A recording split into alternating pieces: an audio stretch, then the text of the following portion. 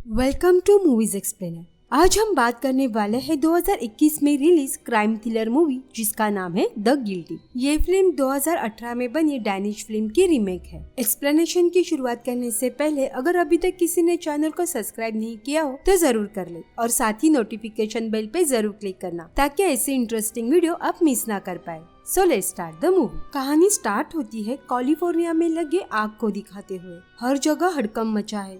सब लोग अपने घर को छोड़ किसी सेफ प्लेस पे जा रहे हैं। इमरजेंसी टीम अपने काम में पूरी तरह से बिजी है। लोग घर छोड़ के चले गए तो चोर उनके खाली घरों में जाकर चोरी कर रहे हैं। कुछ लोग मदद के लिए पुलिस को कॉल करते हैं, लेकिन पुलिस इतना ज्यादा बिजी है कि सबके कॉल को आंसर करना या उनके लिए मदद भेजना पॉसिबल नहीं हो रहा है। हालात का अंदाजा हम इस बात से लगा सकते हैं कि एक चोर एक आदमी का ट्रक चोरी करके ले गया जिसमें उस आदमी की 3 महीने की बेटी थी। इमरजेंसी कॉल सेंटर में हम एक ऑफिसर से मिलते हैं जिनका नाम जो है, जो पहले एक फील्ड पर काम करता था, लेकिन 8 महीने पहले उसने कुछ ऐसा किया जिसकी वजह से उस पर अभी केस चल रहा है। उसकी वजह से उसकी वाइफ जैज उसे छोड़कर चली गई और वो अपने साथ उनकी छोटी बेटी पेज को ले गई। जो की वाइफ जो को अपने बेटी से मिलने नहीं देती। देखा जाए तो जो अभी इमोशनली काफी डिस्टर्ब है और ये जो काम वो कर रहा है ये उसे बिल्कुल भी पसंद नहीं था। उसे किसी कैथरीन नाम के रिपोर्टर का कॉल आता है जो से उसके केस को लेकर सवाल करती है,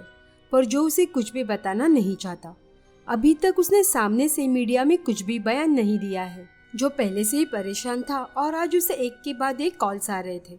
तभी जो को एक एमिली नाम से कॉल आया, पर एमिली थोड़ा अजीब बातें कर रही थी, जैसे वो किसी बच्चे से बात कर रही हो। पर उसकी आवाज में एक दर्द था। जो कॉल को कट ही करने वाला था कि तभी उसे कॉल पर किसी की भारी आवाज सुनाई दी जो एमिली को कॉल कट करने को कह रहा था। ये सुन जो को थोड़ा शक हुआ तो उसने एमिली से पूछा कि क्या तुम्हें किडनैप किया गया है। इस पर एमिली हाँ में जवाब देती है। एमिली ने बच्चे से बात करने के बहाने पुलिस को इन्फॉर्म कर दिया था। जो उसे कुछ सवाल करता है जिसका जवाब एमिली को हाँ या ना में देना था।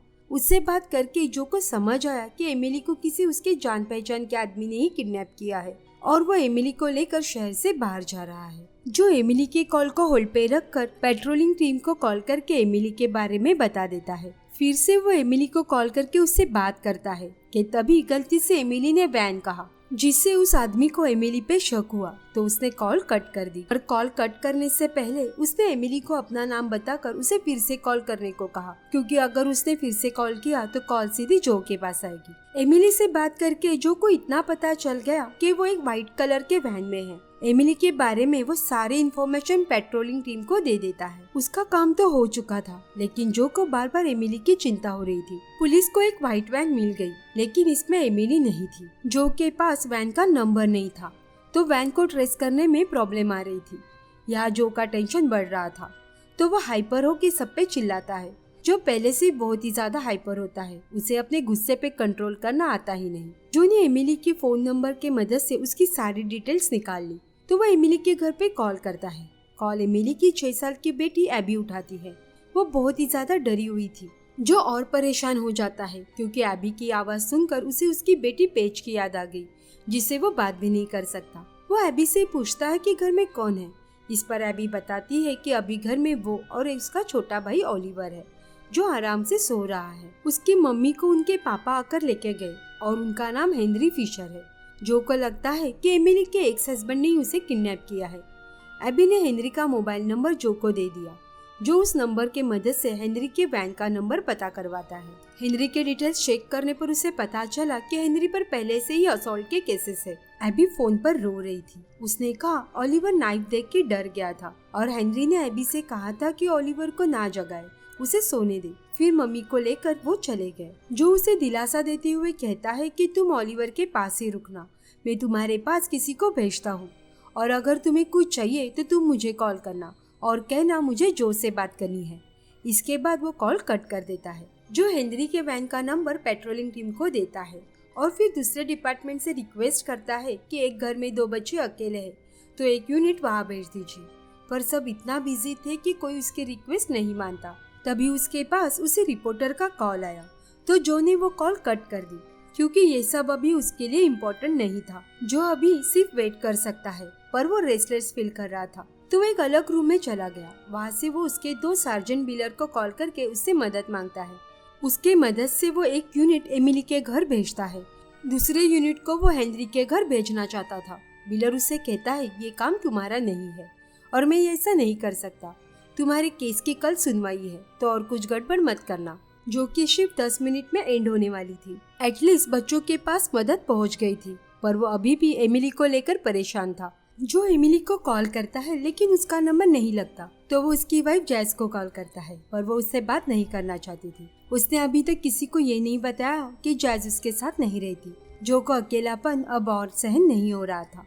जो के पास और भी कॉल्स आ रही थी, लेकिन उसका ध्यान एमिली के केस पर ही था।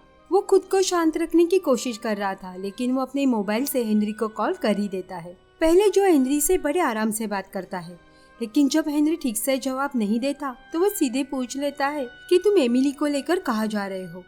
ये सुनते ही हेनरी कॉल कट कर देता है। फिर से कॉल करने पर कॉल कनेक्ट नहीं होता, तो जो उसके दोस्त रिक, जो कि एक ऑफिसर है, उसे कॉल करके हेनरी के घर जाने के लिए कहता है, ताकि वो जान पाए कि वो एमिली को लेके कहाँ जा रहा है। ये रिक कल कोर्ट में जो के लिए गवाही देने वाला था। तभी एक लेडी ऑफिसर जो से कहती है कि एक छोटी बच्ची का कॉल आया है, तो जो बात करता है ये एबी थी। वो कहती है कि घर पे कोई आया है, पर वो डोर ओपन नहीं करेगी क्योंकि उसके माँ ने उसे डोर ओपन करने से मना किया है। तो जो कहता है कि वो पुलिस है, तो एबी डोर ओपन करती है। घर पे आए ऑफिसर जो को बताते हैं कि एबी के ऊपर खून लगा है, पर ये खून उसका नहीं ओलिवर का है, जो सोया नहीं बल्कि मर चुका है। उसे पेट में कई बार स्टैब किया है। तभी तो एबी कह रही थी कि ओलिवर नाइफ देख के डर गया था। ओलिवर की हालत देख पुलिस भी सहम गई। कॉल यहीं पे कट हो जाता है। जो की शिफ्ट खत्म हो गई थी, लेकिन वो अभी इस केस को छोड़कर नहीं जाना चाहता। वो फिर से एक बार हेनरी को कॉल करता है। इस बार हेनरी ने कॉल उठा लिया।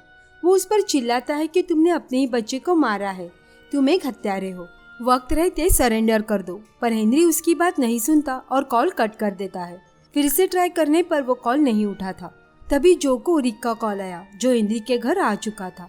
वो जो के कहने पर हेनरी के घर के अंदर तलाशी लेने गया, पर उसे थोड़ा टाइम लगने वाला था ये सब चेक करने के लिए। जो ने एमिली को कॉल किया। एमिली ने कॉल आंसर किया तो जो ने कहा कि तुम पहले सीट बेल्ट लगाओ और फिर हैंड ब्रेक कीजो। एमिली ऐसे ही करती है, लेकिन कुछ भी नहीं होता। पर एमिली की इस हरकत से हेनरी ने उसे वैन के पीछे डाल दिया। एमिली रो रही थी। जो उसे पूछता है कि क्या तुम्हारे आसपास कोई भारी चीज है। चेक करने पर एमिली को वहाँ एक ब्रिक मिली। इस पर जो ने कहा कि जैसे हेनरी कार रोककर तुम्हारे पास आएगा, तुम इस ब्रिक से उसे मारकर वहाँ से भाग जाना। हेनरी ये डिजर्व करता है। तभी वैन रुक गई और हेनरी एमिली के पास आ रहा था।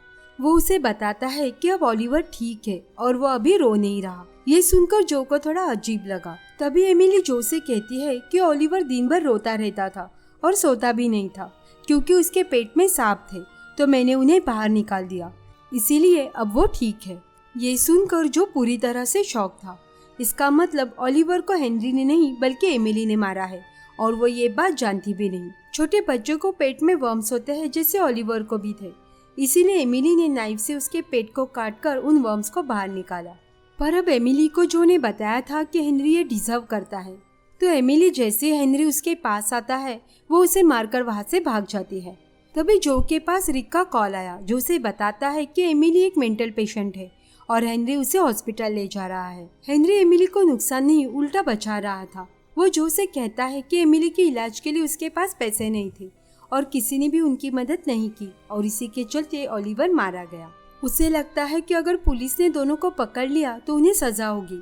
ओलिवर तो अब इस दुनिया में नहीं है और उनकी बेटी अभी अकेली रह जाएगी, जिसे कोई देखने वाला नहीं होगा। हेनरी इमोशनली टूट गया था। उसे नहीं समझ आ रहा था कि वो अभी इस हालत में क्या करे। जो को बहुत गिल्टी फील हो रहा था, क्योंकि उसने हेनरी को पूरी बात जाने बिना ही जज किया, उसे गिल्टी माना। हमें भी मूवी देखते हुए हेनरी ही गलत लगा, लेकिन सच्चाई तो कुछ और ही थी। तभी जो को एमिली का कॉल आया। वो कहती है कि वो जान चुकी है कि उसने ओलिवर और हेनरी के साथ बुरा किया है। ओलिवर को उसने बचाया नहीं बल्कि मार डाला है, और इस गिल्ट की वजह से वो अपनी जान दे रही है। तो जो उसे एबी को याद करने को कहता है।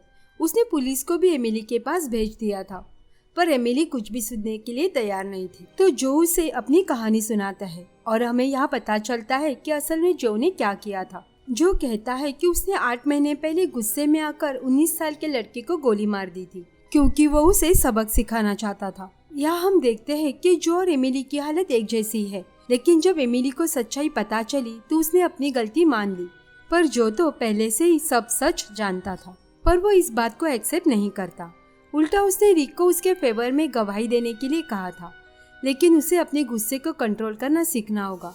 इतना हाइपर होगा तो अगर उसने खुद को कंट्रोल करना नहीं सीखा तो इसके बाद सेम गलती कर सकता है। तब तक पुलिस वहाँ पहुँच चुकी थी तो एमिली कॉल कट कर देती है। लेकिन जो ने जब कॉल किया तो उसे पता चला कि एमिली को बचा लिया गया है। वो आज किसी की जान बचाकर बहुत अच्छा फील कर रहा था। तभी उसे और एक न्यूज मिली, ओलिवर जिंदा है और आईसीयू में है। मतलब आज जो ने कोशिश करके 2 जिंदगी बचाई थी और साथ में एक परिवार को भी बिखरने से बचा लिया था। जो इस बात से थोड़ा रिलैक्स फील करता है, लेकिन उसके मन में एक गिल्ट था। 8 महीने पहले उसने एक फैमिली को डिस्ट्रॉय कर दिया था। जब तक वो इस गिल्ट को फेस न कर ले उसे शांति नहीं मिलने वाली। तो वो अपने दोस्त रिक को कॉल करके कल कोर्ट में सब सच बताने को कहता है। रिक उसे समझाता है कि इससे तुम पर लीगल एक्शन होगा और तुम्हें कई सालों की जेल भी हो सकती है। फिर तुम अपनी बेटी से कभी नहीं मिल पाओगे।